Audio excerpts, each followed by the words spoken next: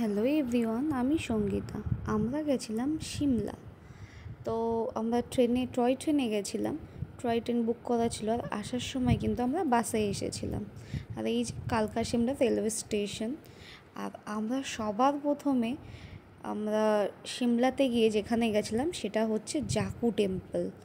এই জাকু টেম্পল হচ্ছে হনুমানজির 108 ফিটের একটা মূর্তি তৈরি করা। আমরা গেছিলাম ওই ফেব্রুয়ারি মাসের লাস্টের দিকে। তখন কিন্তু বেশ ভালো ঠান্ডা ছিল। হ্যাঁ, স্নোফলটা তখন ছিল না, ওই টাইমে সিমলাতে স্নোফল দেখা যায় না।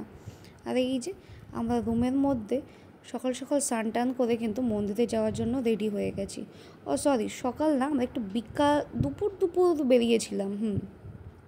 তো আমরা ফ্রেশ হয়ে আগেই জাকু টেম্পল যাব বলে রেডি হয়েছি। ঠান্ডাটা কিন্তু তখনও বেশ ভালো ছিল।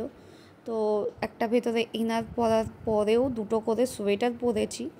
আর আমি আর আমার হাজব্যান্ড পুরোটাই হেঁটে, ওই যে দেখুন বজরংবলীর দর্শন এখান থেকে পাওয়া গেলেও কিন্তু অনেকটাই হেঁটে যেতে হবে। এটা প্রথমে বুঝতে পারিনি, অনেকটা কষ্ট হচ্ছিল আমার যাওয়ার টাইমে। কিন্তু সত্যি বলছি, মন্দিরে যাওয়ার পরে, দর্শন করার পরে, তাকে সামনে থেকে দেখার পরে আর তারপরে যেন কষ্টটা কোথায় দূর হয়ে গেল।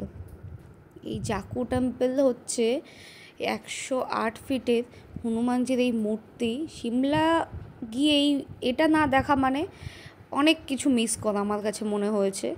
সিমলাতে যেমন সব জায়গায় পাহাড় হয়, তেমন পাহাড়, এই মেঘ, স্নোফল দেখতে অনেকেই যায়। স্নোফল কতটা কি দেখবে আমি জানি না, কিন্তু আমার এই বজরংবলীর মন্দির আর এই বজরংবলীর মূর্তি, এই দুটো এত ভালো লেগেছে, মনকে এত সুন্দর শান্তি করে দিয়েছে। আমরা খানিকক্ষণ বসেছিলাম, পাশেই আর একটা মন্দির ছিল, ওখানে পুজো দিয়ে খানিকক্ষণ দুজনা একটু ফটো তুলে কথা বলে তারপরে কিন্তু আমরা আসার সময় আস্তে আস্তেই এসেছি। আর সাথে কিন্তু কিছু খাবার নিয়ে যেতে ভুলো না, কেন ওখানে অনেক হনুমান বাদর তারা থাকে।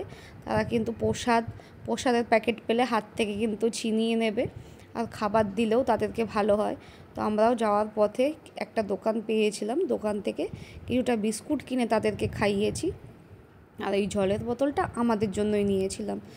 আর যারা যাবে জলের বোতল কিন্তু অতি অবশ্যই নিও। হ্যাঁ, রোপওয়েরও ব্যবস্থা আছে, কিন্তু আমরা মন্দির দর্শন করব বলে নিজেদের পায়ে হেঁটেই গেছিলাম।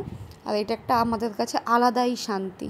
আমরা যখনই কোনো মন্দিরে যাওয়ার চেষ্টা করি, আমরা ভগবানের নাম নিয়ে হেঁটে যাওয়ারই চেষ্টা করি। আর এতে আমাদের দুজনারই মত থাকে, আর আমাদের দুজনারই কিন্তু খুব ভালোও লাগে।